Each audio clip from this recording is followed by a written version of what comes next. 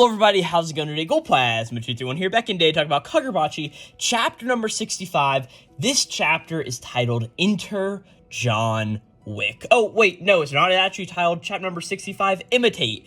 And yes, Chihiro imitates John Wick in this chapter, that was not a joke, but Chihiro also imitates the sword style of the EI White Purity style, of course he is seen from Samura and Aruha, and that is really the main crux of this chapter, but as the joke I made here a second ago, this chapter is also the most John Wick I think any manga that I have ever personally read has felt. Granted, I am not a big, John Wick fan of, the movie franchise. I actually recently had to watch it for a college project. Yes, I had to watch the film John Wick for a college project. I know, just very weird and different, but pretty much just had to do a little bit of an interview like you were sort of interviewing John Wick or something like that. So I had to watch the movie and sort of make a few questions of all of that sort of vein of idea pretty much. And honestly, I really like that I've had that experience with that movie because, as I mentioned, as we will get to in the later half of this chapter, in this chapter of Kagurabachi, we really start to feel like John Wick exists in this universe, at least in the hotel idea that we sort of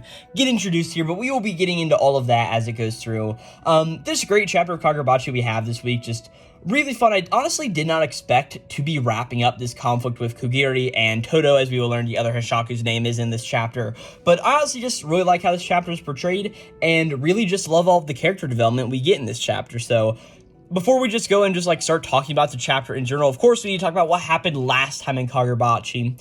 And last time, of course, Sumi and Iori are riding away on Sumi's katana motorbike cycle thing, whatever the hell you want to call it. And Kuguri was chasing after them, and Chihiro was at such a far distance that he just couldn't normally get up there and reach where Kuguri was. So he ended up using one of the EI styles, of course the White Purity style, of course we've seen Samura and Aruha use in the past.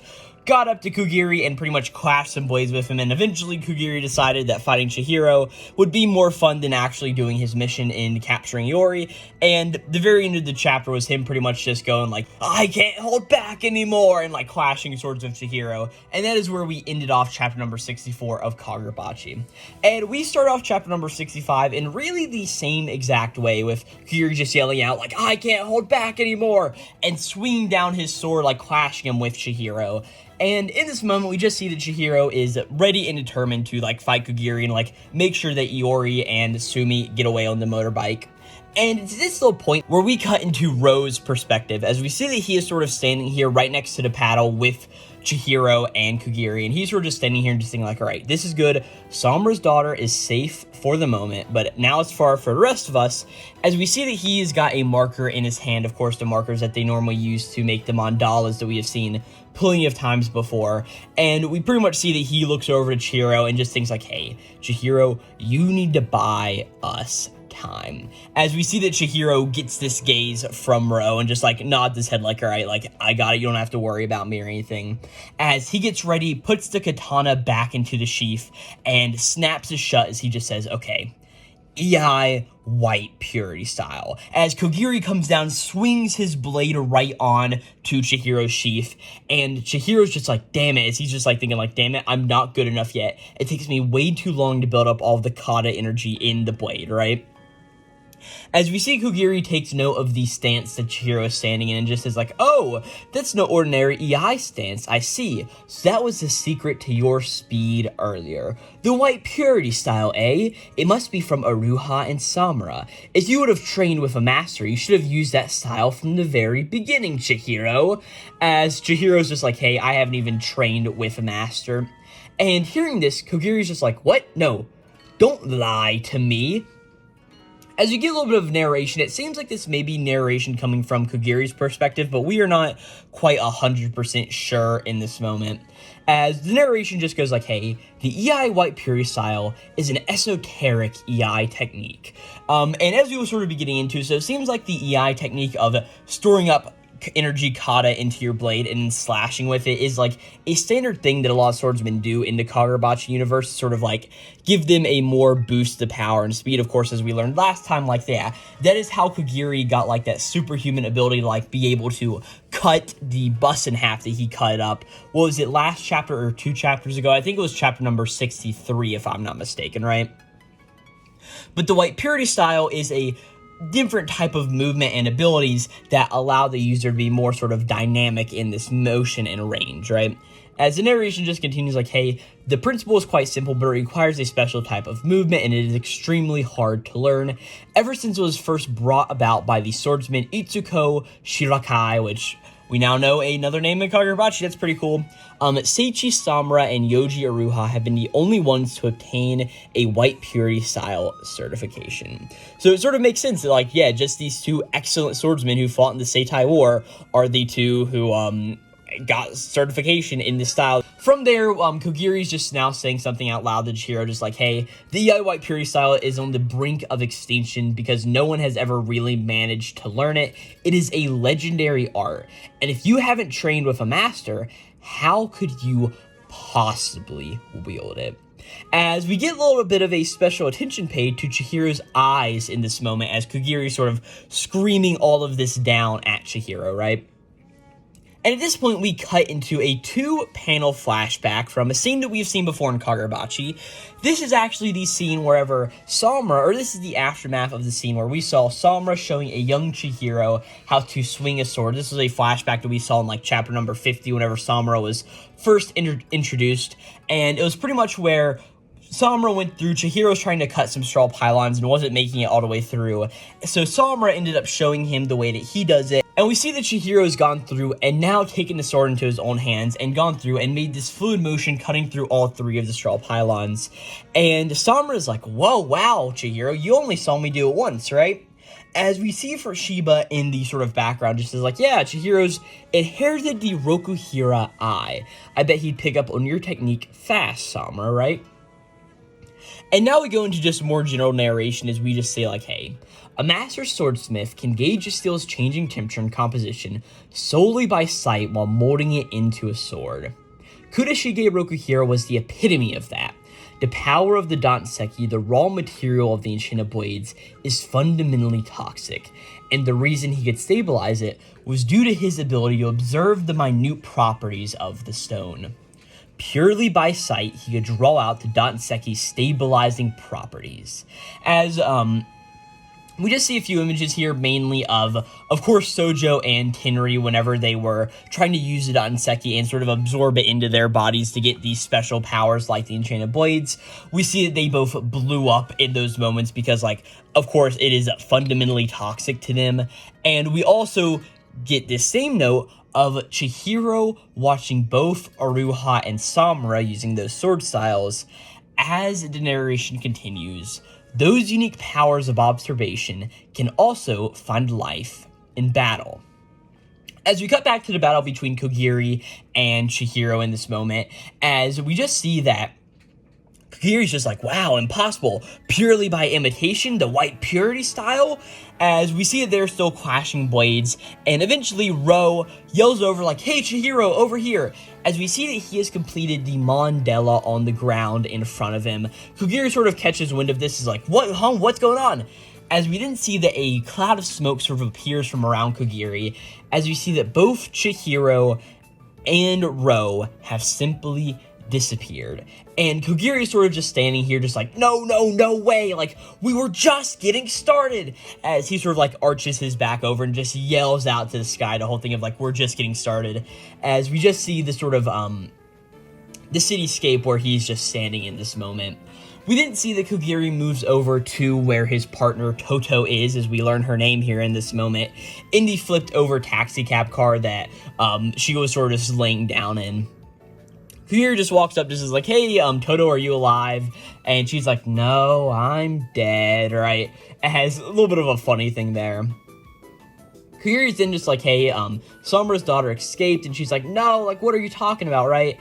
As eventually, she just says, like, hey, the detection sorcery is getting 0 hits, and we don't have even the vaguest sense of her whereabouts. She completely vanished. And here it's at this point with, of course, Toto and Kuguri standing by this upside-down car, where we cut scenes to the Kyoto Bloodshed Hotel. And this is really where the John Wick inspiration comes into, as soon as we sort of see this hotel, we see this guy standing here inside of it. As we learn this guy's name, it's Yojiro Sengoku, and he's the general manager of the Kyoto Bloodshed Hotel. As we pretty much get a little bit of an explanation from him, as he just says, like, okay, our hotel ensures that our guests get the ultimate rest. In other words, any threat of danger is completely out of the question, right? And he says, like, hey, the barrier this building is imbued with ensures complete privacy. As we see that he's giving this explanation to somebody, as we see both Sumi and Iori sort of walk up to the front desk, as we see that Sengoku, the manager, just is like, oh, well, if it isn't the Masumi, right? Like, do you have a reservation with us today? And Sumi doesn't say if they do or not. She's like, hey, I see you're doing some more construction. As we go back to the panel that we just saw before, where there's a lot of construction going on the very top tiers of this Kyoto Bloodshed Hotel in this moment, right? And we see that Sengoku's like, oh yes, the bigger the better, isn't it, right? As we see that Sumi looks back where Iori is sort of standing behind her and just is like, hey Iori, it's fine, like they can't detect you as long as we're in here, but these havens are extremely rare, and it's only a matter of time until they comb right through them all, right? And we see that Iori sort of like taking in a look at everything going on, just like, man, like everyone here looks super, super scary. We then cut scenes into a specific room inside of the Kyoto Bloodshed Hotel, as we see that specifically they are in the Pine Room, as all of the Masumi members plus Chihiro and Iori are in this room here, as we see that like Rose just walking in and saying like, all right, in other words, we can't let our guard down, but we can definitely have a brief rest while we are in here, right? And we see that Iori is sitting in the chair, Sumi is getting like some food and drink for her, and we see that Moku is going around like checking out the room, making sure there's no bugs in it or anything, making sure like they are in some complete and total privacy in this moment, right? As in, we of course cut to Chihiro, who is sort of standing in a room just thinking like, okay, so this girl is Mr. Samura's daughter. As Iori eventually speaks up in a room just saying like, hey guys, thank you for protecting me. Like you said your name was the Masumi, right? As we pretty much get more introductions of all the Masumi, as Rose just like, oh yeah, that's the name of our group as far as our names go. Like, I'm Ro, Moku's like, I'm Moku, and Sumi's like, hey, my name is Sumi, but you can call us whatever you prefer to, right? And Iori then looks over to Chihiro, who's sort of standing very menacingly in his corner of the room, and she just says like, I saw you on TV, they said you were a killer or something like that, right? And she's like, but maybe there was like a misunderstanding or something, right?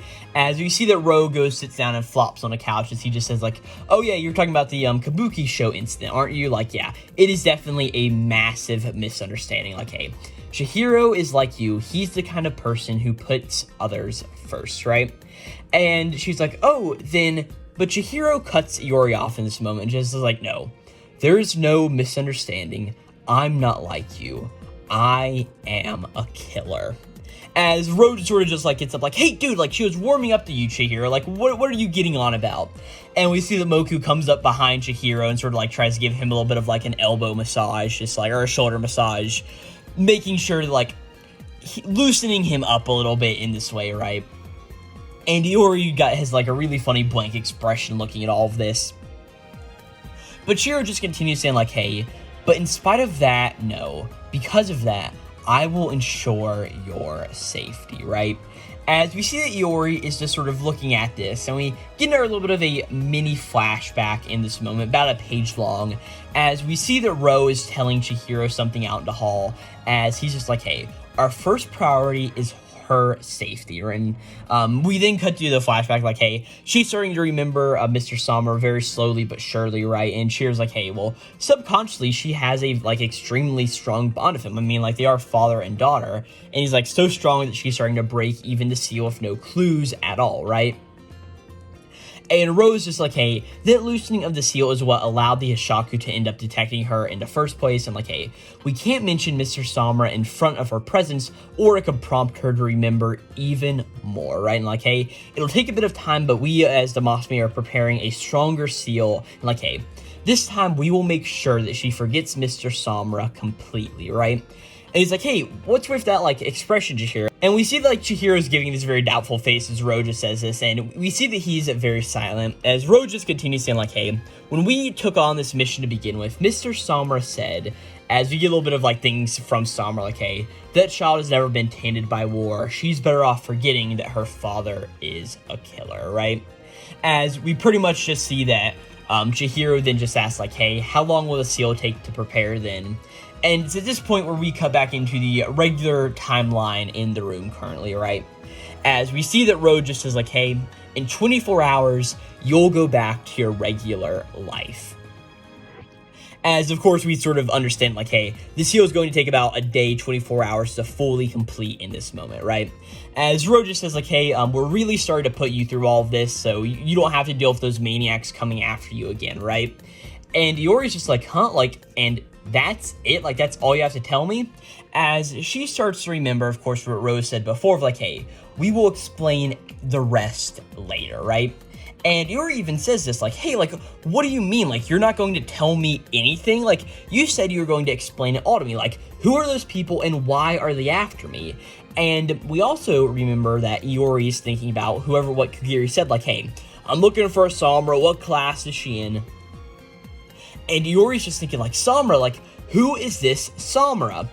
As I love the expression that we get here as Chihiro looks over to all of the Masumi who are sitting on a couch together, and he's just like, smooth, guys, like, really smooth. So, of course, remembering that Rose said, like, hey, we need to make sure that she doesn't hear the name Samura. That could prompt her to remember more. It's honestly just a really, really funny, like, build up to the drop-off point that we are getting here, right?